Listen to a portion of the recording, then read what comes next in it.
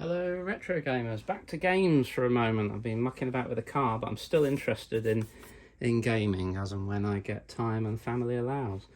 So I've got a couple of Mega Drive setups. This is my original 1993 bought Mega Drive here that I had at the time. Great machine. Subsequently boosted it with the Mega CD. I had a Mega CD 1, which didn't pair very well with this, which actually needs sending off for recapacitors. I think it still works. But anyway, I've got the Mega CD 2 here and the 32X. This 32X I got for £2. £2. It was just loose with no wires. 20 years ago, absolute gem. So I've got the Tower of Power, or the mini Tower of Power here, all set up. Now the problem is with this is that they each need a power supply, so you end up with a spaghetti situation like this. So you end up with 3 power supplies, because power in for the 32X, power in for the Mega Drive 2, and power in for, obviously, for the Mega CD 2, and they all in this configuration actually have different tips. I think a couple of them share the same tip, but one has a different tip, so it gets exceptionally messy. And of course, because they're so big and chunky, they don't plug into next to each other. And AVGN did a video on this maybe a couple of decades ago, and I did buy a solution for this, and I haven't opened it back in May 2022, and it's from France, and it should be a single power supply with 3 tips. So I don't even know if this works. I don't know if I even configured it right, but hopefully, yeah, here we go. There should be 3 ends. So there they are, 3 ends. Remember I said there were two were the same and one was different. There we go, it's in focus now.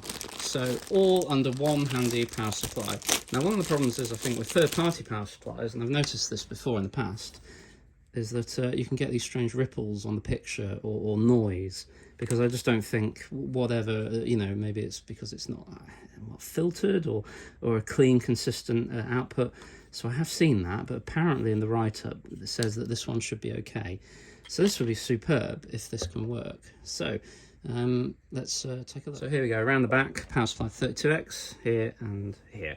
So I believe the yellow tipped ones should be, yep, that one goes in there. Black one I think goes for the Mega CD 2. God knows why they had to make it different. Yep, and then this one should go in here. Bingo, Bob's your uncle, or maybe he's not. And there we are, all off one power supply. And I've got my SCART lead ready here. I'll go plug it in the telly and we'll see if it works and if it gives a clear picture. I have to excuse the wires, I've got a lot of things on the go at the moment. There is solitary power supply, living quite happily, powering 32X, the 16-bit Sega Mega Drive 2, along with the compact disc-based Mega CD 2. And they all happily coexist under one power supply, and here we go. And of course I'm running it through the OSCC, so picture looks good. I'm not seeing any noise there. I have done on other third-party supplies. Whoosh as it goes around.